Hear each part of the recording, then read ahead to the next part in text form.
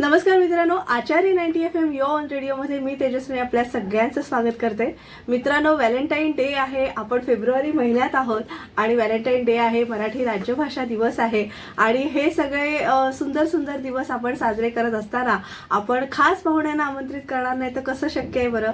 आणि म्हणून आपण ज्यांनी आपलं जीवन जगणं केलंय अशा कवी म्हणजे शब्दप्रभू म्हणेन मी अर्थातच त्यांना, आणि आपल्या सगळ्यांचे लाडके लेखक, कवी आणि थोर साहित्यिक, ज्येष्ठ साहित्यिक प्रवीण दवणे सर आज आपल्या भेटीला आपण खास आणलेले आहेत, त्यांना आमंत्रित केलेलं आहे. प्रवीण सर, मनपूर्वक स्वागत तुमचं आचार्य 90 FM स्टुडिओमध्ये. आणि सरांची मी सुद्धा एक विद्यार्थिनी आहे. त्यांचं सगळं साहित्य वाचत वाचत मोठे झाले. म्हणजे माझ्या स्वतःच्या पुस्तकाला सरांनी जेव्हा प्रस्तावना दिली तेव्हा इतकं मला असं म्हणजे गगन ठेंगणं झालं म्हणतो तसं झालं. आणि माझ्या आई वडिलांनी भेट म्हणून मला त्यांचाच सगळ्या कवितांचा संग्रह, सगळ्या पुस्तकांचा संग्रह भेट म्हणून दिला. खूप खूप छान. आणि ते आशीर्वाद घेऊन आज मी या क्षेत्रात कार्यरत आहे. असे गुरु लाभणं हे सुद्धा एक भाग्याचीच गोष्ट आहे. सगळ्या सरांचा थोडासा जीवन प्रवास आपण जाणून घेणार आहोत, पण अर्थातच कार्यक्रमाची सुरुवात एक छानशा प्रेम कवितेने करूया अशी मी सरांना विनंती करते. तुम्हाला आवडेल ती. हो, नमस्कार तरुण मित्रांनो आणि चिरतरुण श्रोत्यांनो. खरं म्हणजे माहितीये का की प्रेम हा काही मगता फक्त तरुणांचा नाही. ज्याला ज्याला मन आहे, ज्याला ज्याला हृदय आहे, त्याचं हृदय हे भरून जेव्हा येतं तेव्हा त्याचं रूपांतर प्रेमात झालेलं असतं. सुदैवाने आम्ही अशा पिढीमध्ये वाढलो की प्रेमाला भक्तीचं रूप होतं आणि त्याच्यामुळे भक्तिमयता हा पण प्रेमाचा एक वेगळा आविष्कार होता. मात्र आता मी आजच्या या प्रेमदिनाच्या विशेष कार्यक्रमात माझी एक वेगळी प्रेमकविता सादर करतो. आवडेल. पारदर्शी रात आहे, पारदर्शी रात आहे, चांदणे ही गात आहे. पारदर्शी रात आहे, चांदणे ही गात आहे, राजसा आता जराशी ही कुठे सुरुवात आहे. हा नवा आताच माझ्या वेदनेने दंश केला, हा नवा आताच माझ्या वेदनेने दंश केला. ही पहा या नागिणीने टाकलेली कात आहे, पारदर्शी रात आहे, चांदणे ही गात आहे. पुढे पहा. बंद डोळ्यांनी जरा तू अंतरी घे शोध माझा. इथे भक्तिभावना आहे. उघड्या डोळ्यांनी शरीर दिसेल, बंद डोळ्यांनी मन दिसेल. बंद डोळ्यांनी जरा तू अंतरी घे शोध माझा, मंद तेथे तेवणारी एक मी फुलवात आहे. पारदर्शी रात आहे, शेवटी हातात माझ्या जो हवा तो हात आला, शेवटी हातात माझ्या जो हवा तो हात आला, तो विजेचा हात आणि हा वादळाचा हात आहे. पारदर्शी रात आहे, चांदणे ही गात आहे, राजसा आता जराशी ही कुठे सुरुवात आहे. आणि आपल्या कार्यक्रमाची सुद्धा ही सुरुवात असल्यामुळे श्रोत्यांना, माझ्या सगळ्या तरुण गोजीरवाण्या मित्रमैत्रिणींना प्रेमदिनाच्या शुभेच्छा देतो. आणि मी विनंती करतो तेजस्वीने आपल्याला की आपण आपला हृदय संवाद सुरू करूया. नक्कीच. आणि सरांचं असं निखळ बोलणं आणि एक हसतमुख चेहरा, आणि खरंच म्हणजे सर ज्ञानसाधना महाविद्यालयात गेली बरीच वर्ष शिकवत होते. म्हणजे तरुणाईमध्येच होते आणि सगळं म्हणजे त्यांचं आयुष्य आता कॉलेजमध्ये असल्यामुळे, महाविद्यालयात असल्यामुळे आपण एक चिरतरुण राहतो नाही का. आणि सर तुम्हाला पाहून आम्हाला चिरतरुण व्हावं म्हणजे होतो आम्ही, कारण तुमचं सगळं साहित्य आणि जे तुम्ही मला जाणून घ्यायचंय तुमच्या थोडंसं बालपणाबद्दल, कारण आई वडिलांविषयी, आणि कारण घरातनं जे संस्कार होतात ते महत्वाचे असतात, कारण ते आपल्या आयुष्याची जडणघडण मूळतः लहानपणीच होते. तर थोडंसं तुम्ही कुठे नाशिकमध्ये वगैरे त्याविषयी. माझं बालपण विविध ठिकाणी गेलं. वडील माझे जिल्हा परिषदेमध्ये क्लर्क या पदावर होते, कारकून या पदावर होते आणि विविध ठिकाणी बदली त्यांची व्हायची. आणि त्यामुळे काही दिवस आम्ही अगदी बालपण ठाण्यामध्ये गेलो, त्यानंतर औरंगाबादला बदली झाली, तिथून नाशिकला बदली झाली, तिथून नंतर आम्ही डोंबिवलीला आलो. म्हणजे एका अर्थाने बालपणीत मला कळलं की आपलं आयुष्य गतिमान असतं, एका जागी स्थिर नसतं. आणि बालपण म्हणजे अगदी मध्यम वर्गातला मध्यम वर्ग, म्हणजे कनिष्ठ मध्यम वर्ग.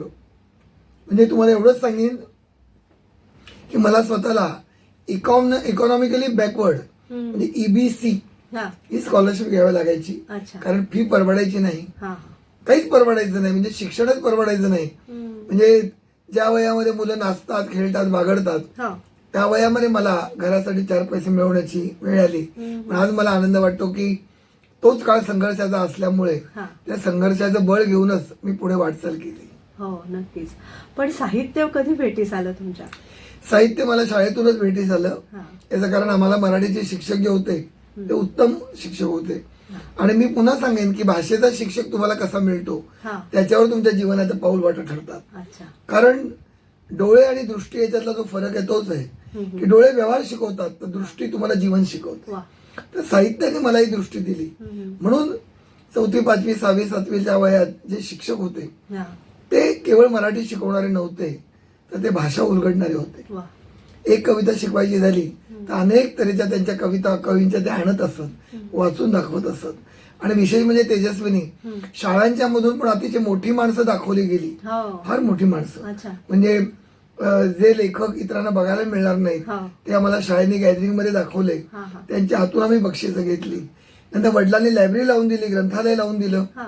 म्हणजे एकीकडे किराणा मालाला पैसे नव्हते हो. पण वडील लायब्ररीची फी भरायचे. हम्म. तर एकदा कोणतरी माझ्या काकाने विचारलं की तुम्हाला मुळात उधारीवर खावं लागतंय तर तुम्ही कशा करता हा खर्च करता लायब्ररीवर. तर वडील छान म्हणाले की अन्न कदाचित त्याला आज जगवेल पण पुस्तकं त्याला उद्या जगवतील. वाव. मला वाटतं की हे जे वडिलांचे विचार होते हो. त्यामुळेच आज या ठिकाणी आहे. हो. असं एक गरिबीतली श्रीमंती अनुभवणारं समृद्ध बालपण माझं गेलं. हो.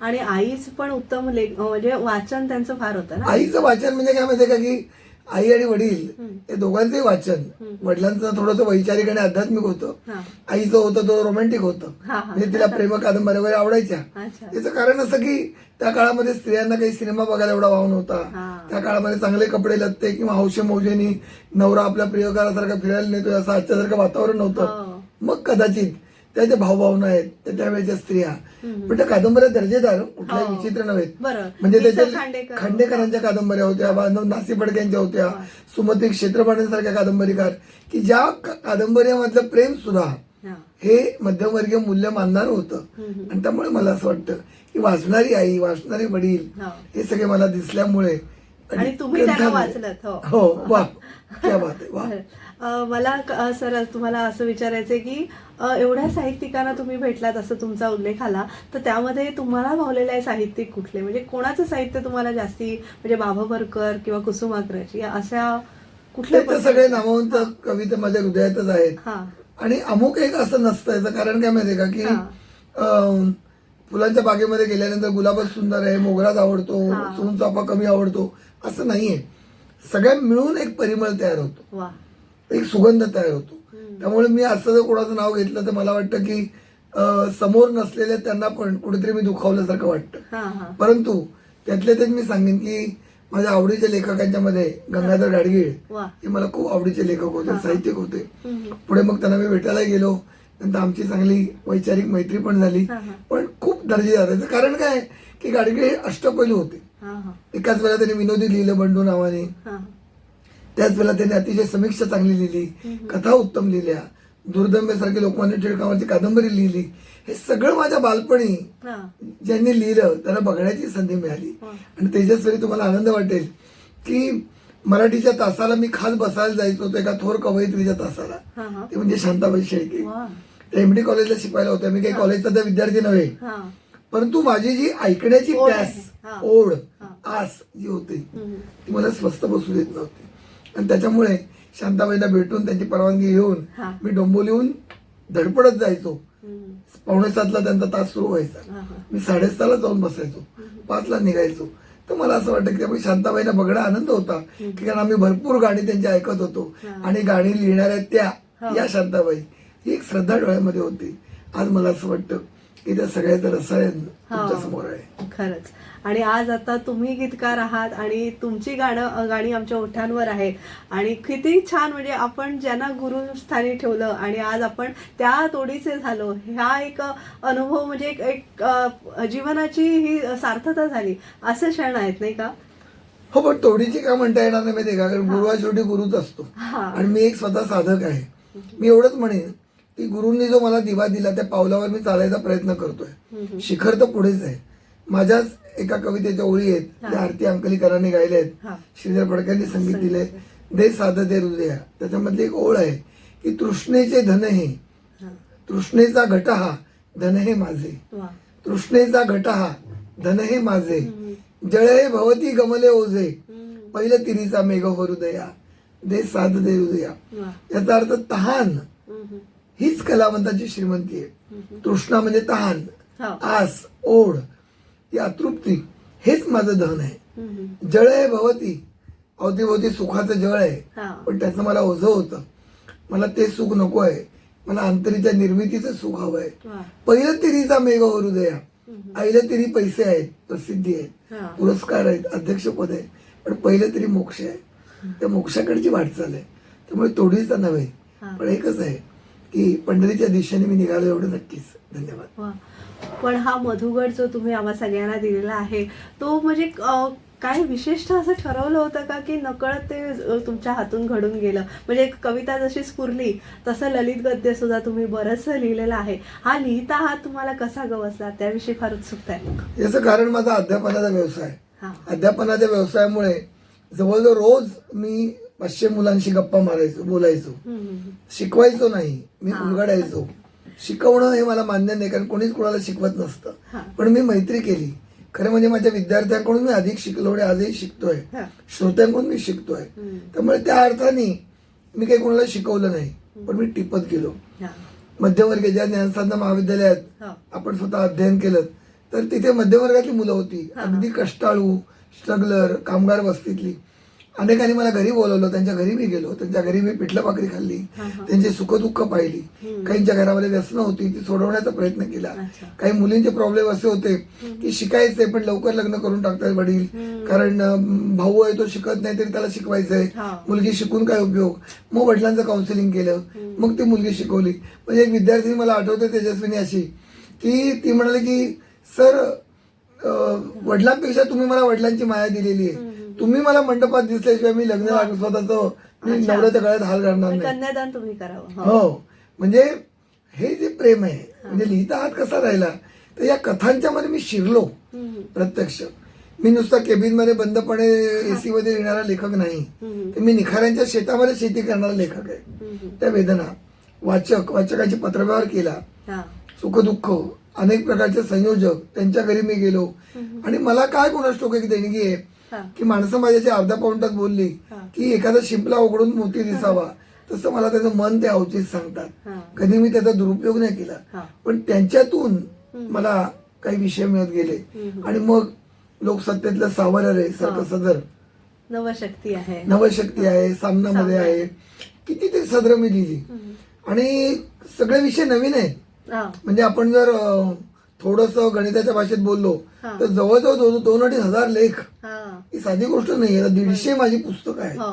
म्हणजे प्रत्येक पुस्तकामध्ये 25 लेख घेतले तरी गुणाकार तुम्ही करा, तेवढे लेख लिहून झाले, एवढ्या आणि कविता लिहून झाल्या. त्याची शीर्षक पण किती वेगवेगळी आहे. वय वादळ विजांचं आणि किती फार छान. खूप थेंबातला आभाळ आहे, रे थेंबातला जीवन आभाळ आहे, आहे, रे जीवन आहे. रे जीवन. सावररे तर फार सावररे आहे, नंतर आनंदाच्या दाही दिशा नवीन निघाल्या, असं.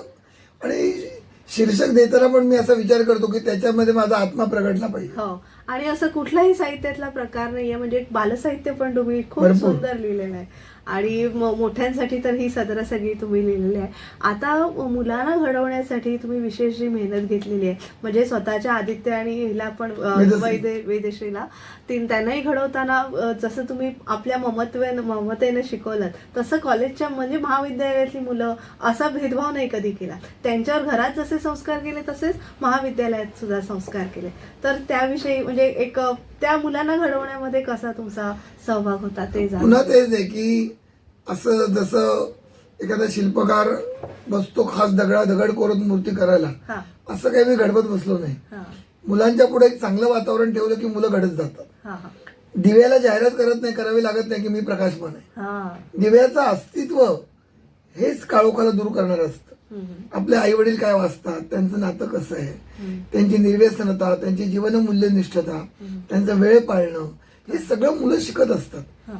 वर्गामध्ये काय किंवा माझ्या घरामध्ये काय. हा. मला आनंद या गोष्टीचा वाटतो की मी त्यांना घडवलं नाही. पुन्हा मी ते सांगतो हा. की मी जसं आहे तसं मी प्रगटत गेलो आणि मुलं त्याच्यातून काही घडत गेली. छोटी गंमत सांगतो हा. की वर्गामध्ये जाताना तुम्हाला माहितीये की शिरल्यावरच मुलांना मी नमस्कार हा. असं मी करायचो. आणि मग सगळीच मुलं उभी राहायची आणि मग नमस्कार म्हणायची. शेवटी त्यांची ती इतकी सवय कायम राहिली. आजही ती रस्त्यात कुठे भेटली किंवा काय झालं तरी सुद्धा कुठलाही त्यांच्यापेक्षा वयाने मोठा आला की ते नमस्कार हे मुद्दामून नाही केलं. तो नमस्कार मी काही त्यांना मुद्दामून घडवण्यासाठी नाही केला. तर मला असं वाटतं की शिक्षकाचा विठ्ठल कोण? विद्यार्थी आहे. शिक्षकाचं पंढरपूर काय? त्याचा वर्ग आहे. ही माझी श्रद्धाच आहे मुळे. जे आपण काम करतो ते निष्ठेने, म्हणजे तुम्ही आता या स्टुडिओमध्ये माझ्याशी गप्पा मारताय आपल्या, तर या ठिकाणी पण मला पंढरपूरच वाटतंय. आता मी बोलताना काही विचारता नाही केली व्यावसायिकता काय, कोण ऐकेल, किती आहे, दाब काय मिळेल. मी पूजा करतोय, महापूजेला बसलोय आणि महापूजेला बसलेला मनुष्य फोटो कोणी काढतोय काही बघत नाही. ही श्रद्धा पाहिजे तेजस्वीनी. आणि आज आपले जे तरुण श्रोते, त्यांचे आई वडील आज हे ऐकतायत आणि मला खात्री आहे की या गप्पा इतक्या आवडतील की पुन्हा पुन्हा पुन्हा पुन्हा मला ते रिपीट करावे लागतील. आजच मी सांगतो खात्रीने की अरे आमचं तेव्हा ऐकून नाही झालं, पुन्हा आहे. याचं कारण काय माहितीये का? आता व्हॅल्यूज म्हणजे मूल्यांविषयी बोलणारी माणसं कमी आहेत किंवा बोलणारी पुष्कळ आहेत, वागणारी कमी आहेत असं म्हणूया आपण. पण मी स्वतः एक मान्य करीन की जे मी बोलतोय त्याच्या मागे माझं आयुष्य आहे आणि त्याच्यामुळे माझी मुलं काय, माझे विद्यार्थी काय, माझी मुलंही माझे विद्यार्थी होते आणि माझे विद्यार्थी माझ्या मुलांसारखे आहेत. जीव लावतो मी, प्रेम केलं मी मुलांवर. चक्क आमचं प्रेम प्रकरणच, कारण ती मुलं त्या मुली आम्ही जीव गुंतून एकमेकाची वाट पाहायचो आणि मुलं डोळे भरून वाट पाहत आहेत. हे दृश्यच फार विलोभनीय होतं. नक्कीच. आणि मला प्रत्यक्षात तुमच्याकडून शिकता आलं नाही असं मी म्हणेन, म्हणजे प्रत्यक्ष शिकता आलं नाही, पण पुस्तकांच्या माध्यमातून म्हणा किंवा आता तर तुमचं युट्यूब चॅनल आहे त्याच्या माध्यमातून तुमचं जिथे जिथे कधी मुलाखत प्रसारित होते, प्रतिभा आणि प्रतिमामध्ये तुमची मुलाखत झाली, नंतर बऱ्याच चॅनलमध्ये तुमची मुलाखत आणि ठिकठिकाणी तुम्ही कार्यक्रमांसाठी जात असता, तर आम्ही असं ते वेचत असतो की आज प्रवीण सर काय सांगतायत, आज काय कुठलं काय विचार त्यांचे ऐकायला मिळतात. म्हणजे आम्ही फार उत्सुक असतो. आणि नक्कीच एक छोटीशी विश्रांती घेऊया आणि आपल्या ह्या गप्पा आपण पुढे चालू ठेवूया. आज व्हॅलेंटाईन दिवसानिमित्त आणि मराठी भाषा दिवसानिमित्त आपण श्री प्रवीण दवणे सर यांना आमंत्रित केलेलं आहे. एक छोटीशी विश्रांती घेऊया आणि पुन्हा भेटूया. तुम्ही ऐकत राहा आचार्य 90 FM your on radio.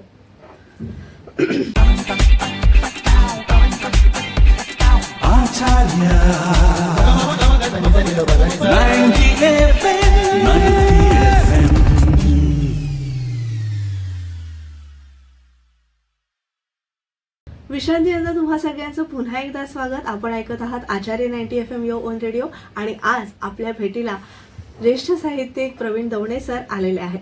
Pravin sir, आता थोडासा आपण मराठी भाषा दिवस जवळ येतोय, त्यामुळे थोडासा मराठी भाषेचं तुमचं प्रेम, जिव्हाळा याविषयी जाणून घ्यायचं तर आहेच.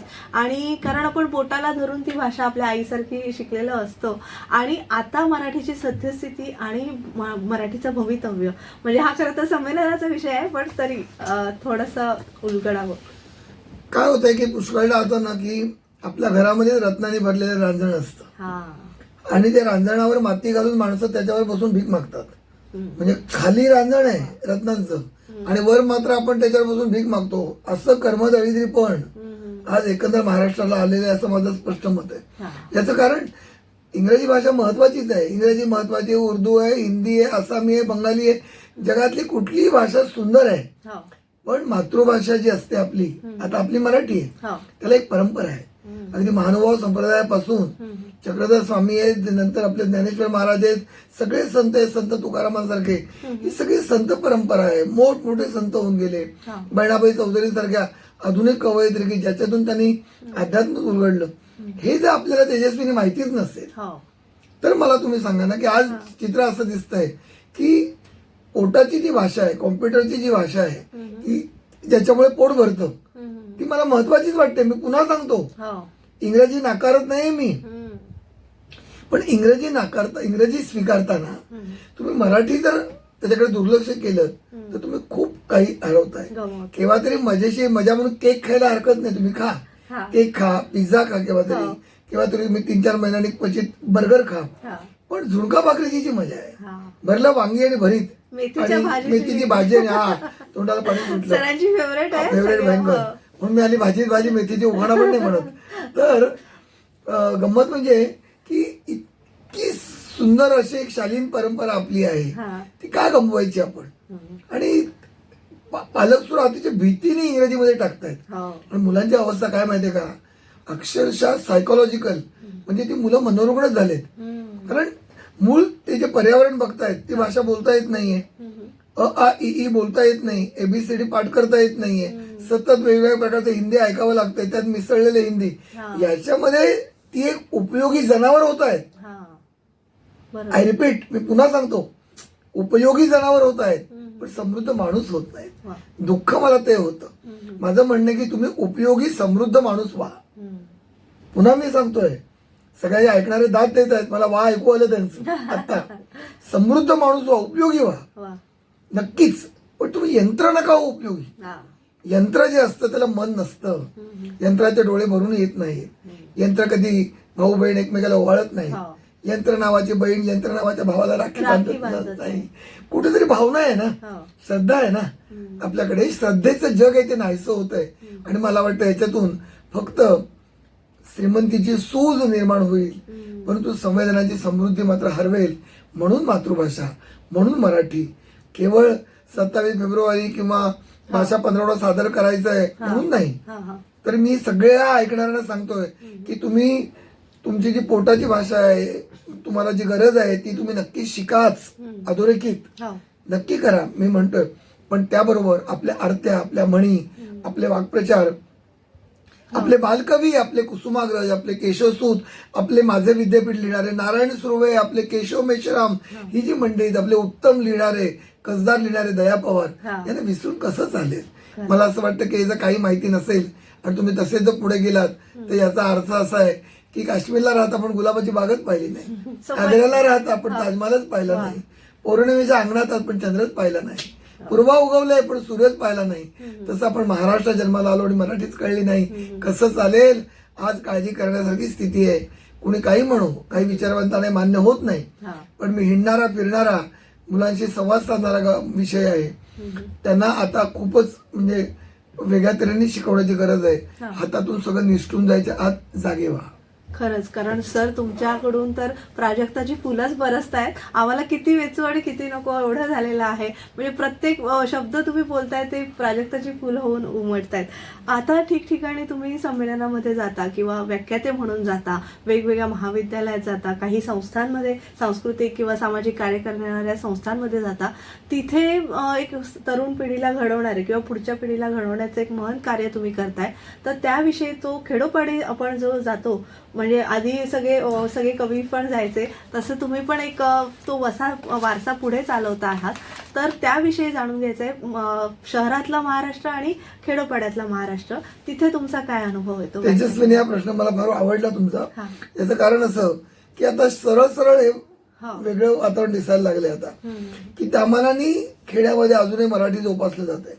तुलनेने अजूनही त्या ठिकाणी म्हणी, वाक्प्रचार, बोलीभाषा ही बोलली जाते, खूप आहे.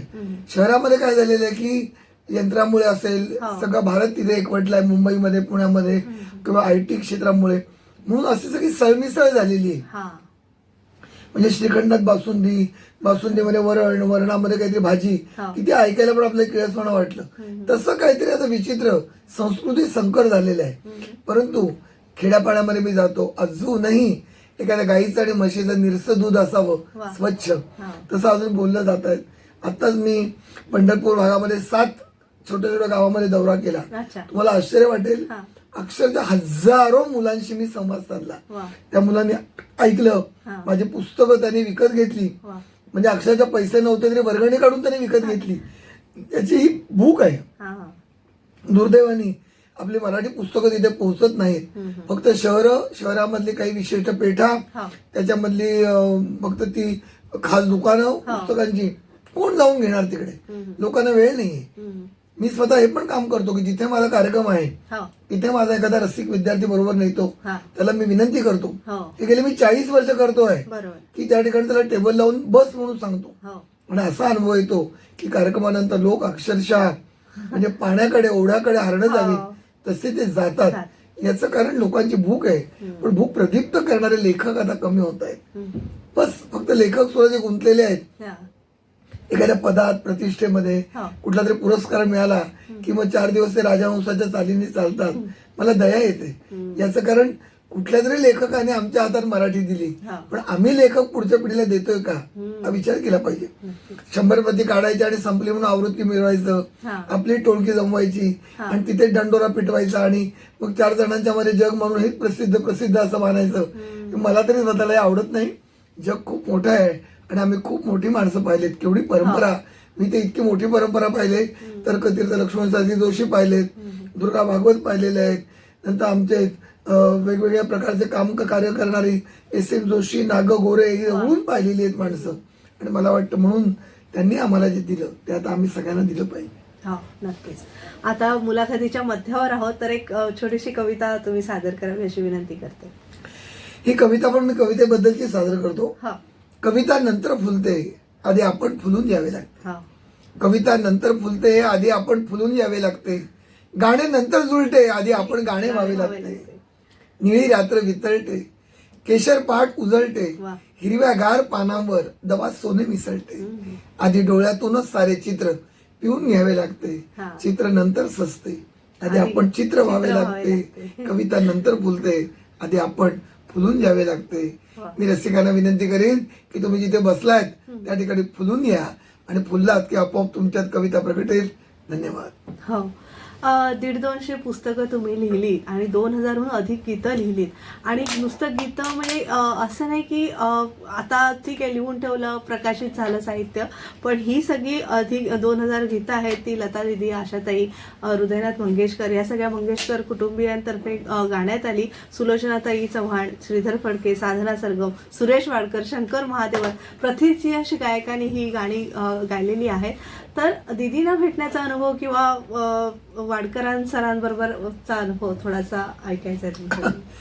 खरं म्हणजे ना तेजस्विनी, हा. हा विषय म्हणजे का मुलाखत भाग क्रमांक 2 हा. पुढे केव्हा तरी भेटू तेवढा आहे. मी थोडक्यात सांगेन मला हो, नक्कीच. की लता मंगेशकर हे जगाचं दैवत, हो. आशा भोसले जगाचं दैवत, पंडित जितेंद्र अभिषेकी असतील, हो.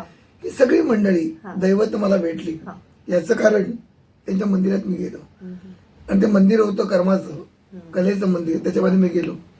एकच माझी प्रार्थना असायची, फक्त एकच, ते म्हणजे 2 तरी माझ्या ओळी हा. लता दिदीने गाव्या. गाव्या. सगळ्या देवतांना मी प्रार्थना करायचो की दिदी माझ्या 2 ओळी गातील का वा. गातील का. आणि मला वाटतं की त्या प्रार्थनेला फुल आलं, फळ आलं. वा. आणि अनेक चित्रपटाला त्यांनी माझी गायली गाणी. उदाहरणार्थ आहुती, एक रात्र मंतरलेली, महेश कोठाराचा माझा छकुला, माझा चक्र. अनेक चित्रपटाला त्यांनी गायली. अनुभव हा की यशाच्या शिखरावरही प्रचंड काम करताना त्यांना पाहिलं, हो. कष्ट करताना. आपल्याकडे असं होतं की थोडं यश आणि किंचित नाव आणि हो. पोटापुरता पैसा मिळाला की माणसाला काही ढेपाळतात. हा. त्यांच्या मागे न दिसणारा लोड दिसायला लागतो, आळसाचा. बरोबर. आराम असं म्हणायला लागतात. की जी आपल्या आचार्य मराठे महाविद्यालयाची मुलं जे ऐकतायत, त्यांचे पालक जे ऐकतायत हा. आपल्या या FM 90 वरून, तर मला असं वाटतं की यांनी हे लक्षात ठेवलं पाहिजे की तुम्ही यशस्वी माणसांकडे बघता, त्यांचं कौतुक करता, पण तुम्ही यशस्वी होण्यासाठी काय करता. हो. नुसतं यशस्वी माणसांना ऐकणं आणि बघणं हे काही करणं नव्हे, तर त्यांची जीवनशैली काय, त्यांचे कष्ट काय आहेत, आरपार कष्ट आहेत. एकदा दिदींना विचारलं हा. की दिदी तुम्ही गायिका नसता झाला तर तुम्ही कोण झाला असता. वा. त्या चटकन म्हणाल्या मी कुठल्याही क्षेत्रात गेले असते तरी मी त्या क्षेत्रातील लता मंगेशकर झाले असते. वा. वा. आता हे जे वाक्य आहे, हा. हे वाक्य ऐकून जर श्रोत्यामध्ये जर जी मुलगा मुलगी ऐकते, हा. आतमध्ये स्फोट होऊन जर ती घडली नाही, आतमध्ये म्हणजे हृदयात हो. अंतस्फोट होऊन तर घडली नाही, हा. तर उपयोग नाही हो माझ्या तडफडून बोलण्याला, हा. याची बोलायला की मी कुठल्याही क्षेत्रात गेले असते तरी मी लता मंगेशकर. लता मंगेशकर. किंवा आशा भोसलेची मुलाखत मी घेतली. हा. मी आशाताईंना विचारलं की सगळं जग लता दिदींचं अनुकरण करतं, हा. तुम्ही मात्र स्वतःसारखंच गायलात, काय रहस्य. पटकन आशाताई म्हणाल्या प्रवीण मी जर लतासारखी गात राहिले असते हा. तर मी आशा कशी झाली असते. झाले असते. तेजस्विनी वाक्य तुम्हाला तुला मंतरून टाकणार आहे, करून ठेवणार. करून टाकणार आहे. मी आशा कशी झाली असते. याचा अर्थ प्रत्येक जण हा युनिक, प्रत्येक जण हा एक आगळा वेगळा आहे, हा. निराळा आहे. हे प्रत्येकाने लक्षात घेतलं पाहिजे. मी या सगळ्या नामवंत गायकांकडून हा. हेच शिकलो की त्यांनी केवळ आपला स्वर जपला नाही तर त्यांनी आपल्या जगण्याचा पण सूर जपला. सूर जपला. वा.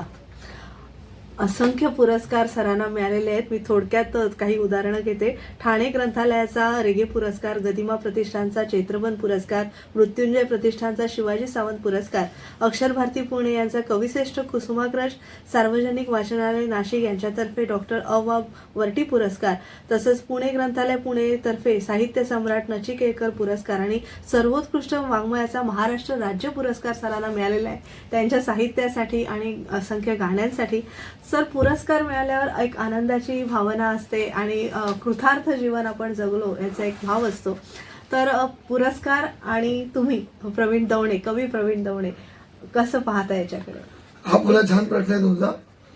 आणि पुरस्काराचा आनंद होण्याची एक वयाची एक विशिष्ट तऱ्हेची एक लाट असते, एक वळण असतं. अर्थात सुरुवातीला तो झालाच. म्हणजे मला जेव्हा चैत्रबन पुरस्कार माडगुळकरांच्या नावाचा मिळाला तेव्हा नाग देशपांडे माझे आवडते कवी आहेत, किंवा कुसुमाग्रजांच्या नावाचा मिळाला. आणि सगळ्यात म्हणजे स्वरसम्राज्ञी लता दिदींच्या हस्ते मास्टर दीनानाथ मंगेशकर पुरस्कार मिळाला. आनंद होणं हा तर भाग स्वाभाविकच आहे.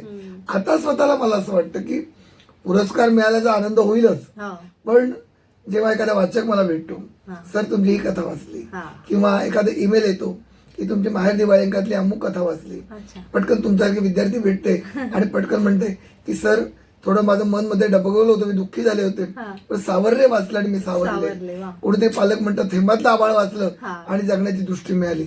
ती जी दाद आहे ना, तो फार मोठा पुरस्कार आहे आणि तो सगळ्याच लेखकांना मिळत नाही. मी नेहमी एक वाक्य म्हणतो, ते आपल्या वाहिनीवर मुद्दाम मी सांगतोय की पुरस्कार एक वेळ मॅनेज करता येतात, पण रसिकांची दाद मॅनेज करता येत नाही. आता थोडंसं अशोक काकांशी तुमचे फार म्हणजे मंगेशकर कुटुंबियांशी जसे होते तसे अशोक पत्की या थोर संगीतकारांशी तुमचे जवळचे संबंध होते, तर ते थोडंसं जाणून घ्यायला आवडेल. अशोक पत्की काका ते आताचे अजय अतुल, तसं थोडंसं सांगा. तो इतका मोठा प्रवास आहे की जवळजवळ 100 संगीतकारांबरोबर मी काम केलं. म्हणजे अगदी सुरुवातीला ते दत्ता डावजेकर, म्हणजे डीडी म्हणजे लता दिदींना ज्यांनी संधी दिली, म्हणजे लता मंगेशकर पहिल्यांदा ज्या वेळेला त्या डावजेकरांपुढे, त्या डावजेकरांवरून गाणं लिहिली. नंतर श्रीनिवास खळे आहेत, प्रभाकर पंडित आहेत, प्रभाकर जोग आहेत, यशवंत देव, ही एक पिढी आहे. त्यानंतर अशोक पत्की आहेत, अनिल मोहिले आहेत, अरुण पोडवाल आहेत, श्रीधर फडके आहेत, ही पिढी आहे. आणि नंतर मग ही आता अजय अतुल आणि आताचे अवधूत गुप्ते आले, सगळ्यांकडे. म्हणजे मी जवळजवळ 100 संगीतकारांकडे लिहिलं आणि याच्यामध्ये बरेच लोक आहेत, सगळ्यांची नावच घेणं शक्य नाही. दीपक पाटेकर आहेत, दंदू ओनप, दत्ताची पालखी गाणं गाजलं, त्यांच्याबरोबर चिंब भिजलेले हे गाणं माझं अजय अतुल यांनी संगीतबद्ध दिलं, दत्ताची पालखी नंदू ओनपने दिलं. तर अनुभव म्हणजे असं की सगळे संगीतकार आहेत, त्यांची प्रत्येकाची वैशिष्ट्य आहेत. अशोक पत्की साहेबांचं वैशिष्ट्य आहे की मेलडी, अतिशय गोडवा, त्यांच्या स्वभावातला गोडवा त्यांच्या चालीमध्ये उतरलाय. मी नेहमी कार्यक्रमात त्यांच्याबरोबर जेव्हा कार्यक्रम केले तेव्हा मी रसिकांना सांगतो की कवितेलाच नव्हे तर केवळ मुळाक्षरांना आणि अंकलिपीला चाल लावली तरी भावगीत होईल. म्हणजे अशोक पत्कींनी अंकलिपीला जरी चाल लावली, मुळाक्षरांना आईला, तरी पण त्याचं भावगीत होईल. कारण आतमध्ये काय असतं माहितीये का, की हृदयामध्ये मधाचं मोळ असलं ना की वाचेमध्ये सुद्धा आपोआप निळ्या प्रकारचा सुगंध येतो आणि त्या तऱ्हेचे रस स्त्रवायला लागतात. पत्कींकडे ते अनिल मोहिल्यांकडून मी कष्ट शिकलो, प्रचंड कष्ट. म्हणजे ते 3 निर्मात्यांच्या बरोबर दिवसभर बसायचे. म्हणजे एक निर्माता गेला गाणी लिहून की दुसरा निर्माता, आणि त्याच्यावर मी पण. म्हणजे आपण लोडाला टेकतो की नाही, ते लोडावर बसायचे आणि ते जेव्हा 12-13 तासांनी उठायचे तेव्हा त्या लोडाची खुर्ची झालेली असायची. मला म्हणायचंय की कष्ट मी पाहिले. अजय अतुल यांच्याकडून धबधबा, चैतन्य, असा एंथू, वेगळ्या प्रकारचे एंथुझॅस्टिक, अतिशय गोड अशी ते 2 जण आहेत, त्यांच्यावर काम केलं. नंदू होनप, पराकोटीचा वेळेला जागा. म्हणजे एकदा मुंबई बंद होती आणि आमची भेटीची वेळ ठरली होती, माझ्या घरीच येणार होते. आणि रात्री मुंबई बंद जाहीर झालं की आता वाहन नाही फिरणार, पण बंदी सुरू व्हायच्या आधीच पहाटे 6ला ओनप घरातून निघाले दादरहून आणि माझ्या घरी 7ला ते हजर झाले. ही निष्ठा आहे ना, ती त्यांच्याकडनं मी शिकलो. तेव्हा हे संगीतकार काय, हे गायक काय, अक्षरशः प्रचंड आजारी असून सुद्धा, पोटात कळ आलेली असून सुद्धा एक नामवंत गायिका ही कशी काही कार्यक्रमाला आली आणि लावणी गाऊन गेली, हे मी डोळ्याने पाहिलंय. मी छोटी गंमत सांगेन की एकदा वेळ ठरली होती अनिल मोहिल्यांबरोबर माझी, आणि माझी तशी सुरुवात होती लेखनाची. ही आवडेल लोकांना घटना म्हणून. तर मी घरातून जायला निघालो. हा. तितक्यात काय झालं की माझा पाय पायरीवरून सटकला, मुरगळला. हा. आणि नुसताच मुरगळला तर सुजला टणटणीत असा. अरे बापरे. हा. ठणकाच, म्हणजे मी आरडाओरडच करायला लागलो की वळणच शक्य नाही. पण त्या काळात मोबाईल नव्हते. मग मी तिकडे जाऊन धावत लगडत जाऊन मोबाईलवर त्या लँडलाईनवर फोन केला. म्हटलं अनिलजी क्षमा करा, मला काय झालं. म्हटलं मी आज येऊ नाही शकत. का. म्हटलं माझा पाय मुरगळलेला आहे, त्यामुळे मी येऊ नाही शकत, कारण ठणका लागला पायाला. तर ते बोले कुठला पाय मुरगळलाय. मी म्हटलं उजवा पाय मुरगळलाय. मला वाटलं ते असं म्हणतील अरे रे मग आराम करा. तर ते बोलले की डाव्या पायाने या म्हणून. उजवा पाय मुरगळला मग डाव्या पायाने या. आणि मी पण ते वाक्य ते सकारात्मक घेतलं आणि अक्षरशः डाव्या पायाने लगडत मी डोंबिवलीला गाडी पकडली. तसंच उतरलो, पट्टी बांधली अशी घट्ट त्या रुमालानी, सूज त्याची. आणि त्यामध्ये जाऊन मी त्यांच्या घरी बसून एक प्रेमगीत, एक लावणी लिहून आलो. तिथे सगळे नामवंत दिग्दर्शक वगैरे आले होते, खूप मोठमोठे नामवंत, म्हणजे रमेश देव, सीमादेव वगैरे. त्यांच्याबरोबर गाणं, त्यांना पत्ताच लागला नाही माझा पाय दुखतोय. तोपर्यंत काय झालं, 4-5 तासांनी मला वाटतं की पायाला पण वाटलं असेल की आपले काही कौतुक होत नाही, जरा सूज ओसरली. आणि जाताना अनिल मोहियांनी माझ्या पाठीवर हात ठेवला. प्रवीण पाय बरं आहे का तुझा आता. मी रागवलोच होतो, आता काय विचारता, निघायची वेळ आली. ते असलेले म्हणाले आता तू तुझ्या पायावर या क्षेत्रात स्वतंत्रपणे उभा राहायला मोकळा झालास. हे जे आहे ना, आज तुम्ही ऐकताना पण तुमच्या डोळ्याचे मला भरल्याचा भास होतोय, आतून सद्गतीत जातात. या काही काल्पनिक गोष्टी नाहीयेत. या ज्या घटना आहेत संघर्षाच्या, त्याच्यातून मी आजही शिकतोय. आजही मी कुठली कारणं देत नाही. आजही कार्यक्रमाच्या ठिकाणी 15-20 मिनिटं आधी जातो. आणि संयोजक मला म्हणतात 4चा कार्यक्रम आहे, या 5 पर्यंत लोक सावकाश येतात. मी म्हणतो लोक केव्हा येऊ देत, 4ची वेळ दिली ना, मी 3:45ला येणार. याचं कारण पहिला येणारा श्रोता आहे त्याच्यात सरस्वती असते. ही माझी निष्ठा आहे. आणि मी आज ऐकणाऱ्या श्रोतांना पण सांगतो, टाइमपास म्हणून दवण्यांचं ऐकू नका. टाइमपास झालं, छान दवणे छान बोलले म्हणून तुम्ही SMS पाठवाल नाही. तुम्ही हा SMS पाठवा की मी घडायला सुरुवात केली, मी वेळ पाहायला सुरुवात केली, मी आयुष्यात काहीतरी ठरवलंय आता, असं तुम्ही कुठेतरी त्यांना SMS करा तेजस्विनी आणि वाहिनीला. आणि मग ते त्याला मला फॉरवर्ड करतील आणि मग मला वाटेल की मी आलो ते बरं झालं. धन्यवाद. कारण या महाविद्यालयातली मुलं ही वय वादळ विजांचं, तुमच्या शब्दात म्हणायचं तर त्या वयात आहेत. आणि खरंच फार छान तुम्ही हे संदेश दिलात. आता जाता जाता एक व्याख्याता आणि एक निवेदक आणि सगळंच या साहित्यात मुसाफिरी करायची असेल तर जाता जाता विद्यार्थ्यांना काय संदेश द्याल. मी म्हटल्याप्रमाणे पुन्हा संदेश देण्या इतकं माझं नक्कीच अजून स्थान नाहीये. पण मी त्यांना एक सांगेन की कुठल्याही क्षेत्रात तुम्हाला जायचं असेल तर तुमचा गृहपाठ पाहिजे, होमवर्क. की जसं आज तुम्ही माझ्याशी बोलताय, अंदाजे बोलत नाही किंवा काहीतरी सुचेल ते बोलत नाही, कुठेतरी तुम्ही काल परवा विचार केलात, माझ्याशी चर्चा केलीत, त्याची एक लिंक लावलीत, म्हणून आपलं हे रंगणं आहे. केवळ माझ्यामुळे नाहीये, तुमचा गृहपाठ. आणि ते ऋणानुबंध आहेत. ऋणानुबंध तर आहेतच, ऋणानुबंध भावनेचा भाग झाला. परंतु आपल्याला मुलांना जे सांगायचंय की भावनेबरोबर तुमचं जे कर्तव्य आहे, की तुमचे जे कष्ट आहेत ते करा. की आज मी तुमच्याशी बोलतोय, तुम्हाला जे आवडतंय, याच्या मागे पण माझी 40 वर्ष आहेत. त्यामुळे कष्टाला पर्याय नाहीये. आज मी तुम्हाला सांगतो की यशाला शॉर्टकट नसतात, शॉर्टकट नाहीत.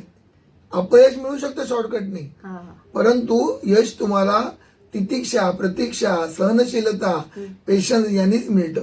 दुसरं मी सांगेन की या क्षेत्रात तुमचे अनेकदा अपमान होतील, अनेकदा डावललं जाईल, मत्सरी लोक तुमच्या अवतीभोवती असतील.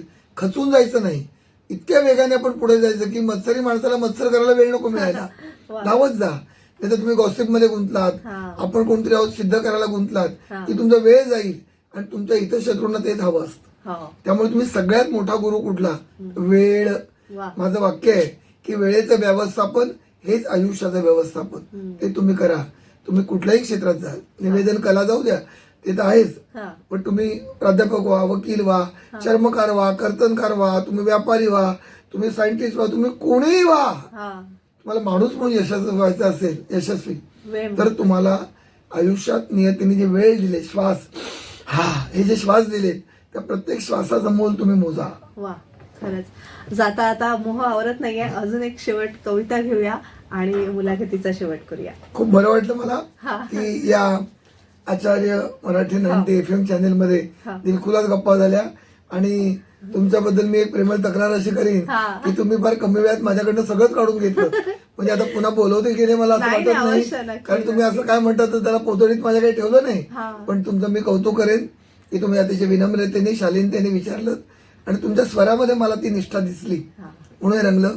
सगळ्यांना मी हार्दिक शुभेच्छा देईन. हो. तर प्रेमदिन हा केवळ कुणीतरी मानतं किंवा तो एक काय म्हणतात त्याला एक परदेशी संकल्पना आहे हा. म्हणून न मानता तुम्ही प्रेमामधली निष्ठा लक्षात ठेवा. वा. प्रेम म्हणजे फक्त स्त्री पुरुषाचं नातं किंवा शारीरिक ओढ नाहीये, त्याच्यामधलं जे समर्पण आहे.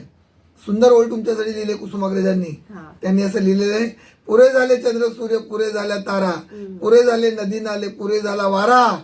शब्दांच्या या धुक्यामध्ये अडकू नकोस, बुरजावरती झेंड्यासारखा फडकू नकोस. उधळून दे तुफान सगळं काळजामध्ये साचलेलं, प्रेम कर भिल्लासारखं बाणावरती खोचलेलं. याचा अर्थ तो बाण जसा पुन्हा परत येत नाही तसं प्रेम बदलू नये, निष्ठा पाहिजे. त्यामुळे तुम्ही कुठल्याही नात्यावर प्रेम केलं तरी ते भक्तीवर गेलं पाहिजे. मालकी हक्क नको, हा. ते पजेशन नको, पजेसिव्हनेस की बस की जो चीज हमें मांग के नाही मिलती, हे वाक्य खोडून टाका. कारण प्रेम म्हणजे चीज नाही, प्रेयसी किंवा प्रियकर म्हणजे वस्तू नाहीये, हा. आत्मा आहे. हे कायम तुम्ही लक्षात घ्या. आज कदाचित तुम्हाला हे पकाऊ वाटेल, डोकं दुखवणार वाटेल, हेच सत्य आहे. हे सांगून मी शुभेच्छा देऊन मी एका छानशा माझ्या कवितेने, छानशा का म्हटलं तर ती मी कविता सुचते कशी याच्यावरची कविता आहे, वा. त्याने मी समारोप करतो. धन्यवाद. कवितेचं शीर्षक आहे कवितेची फुलवात. वा. कशी अवचित झाली दिवे लागण घरात, कशी अवचित झाली दिवे लागण घरात, काळोखाच्या गाभाऱ्यात कवितेची फुलवात. प्रकाशले आत काही उजळले अवकाशी, काही गवसले तेथे जाणवले अविनाशी. बर उन्हात नाहतो पारदर्शी चांदव्यात, बर उन्हात नाहतो पारदर्शी चांदव्यात, काळोखाच्या गाभाऱ्यात कवितेची फुलवात. धन्यवाद. आणि ही फुलवात तुम्ही आमच्या आयुष्यात पेटवलीत आणि ती फार उजळून आमचं आयुष्य गेलंय आणि हा कार्यक्रम खूप रंगतदार झाला. प्रवीण सर, तुम्ही आज इथे आचार्य 90 FM मध्ये आलात आणि एक छोटीशी छानशी मुलाखत दिलीत. आणि मी पुन्हा तुम्हाला विनंती करेन, आमच्या आचार्य मराठी महाविद्यालयात तुम्ही वारंवार यावं आणि आमच्या सगळ्या विद्यार्थ्यांना मार्गदर्शन करावं आणि असाच एक छान योग पुन्हा जुळून यावा. नक्की नक्की नक्की. हो, तर भेटूया. प्रेक्षक हो, आपण व्हॅलेंटाईन डे प्रेमदिनानिमित्त आणि मराठी राज्यभाषा दिवसानिमित्त खास कार्यक्रम, खास पाहुणे आमंत्रित केले होते. कविवर्य प्रवीण ढवणे सर यांना. एका नवीन कार्यक्रमात भेटूया. तोवर तुम्ही ऐकत राहा आचार्य 90 FM युअर ओन रेडिओ. धन्यवाद. धन्यवाद.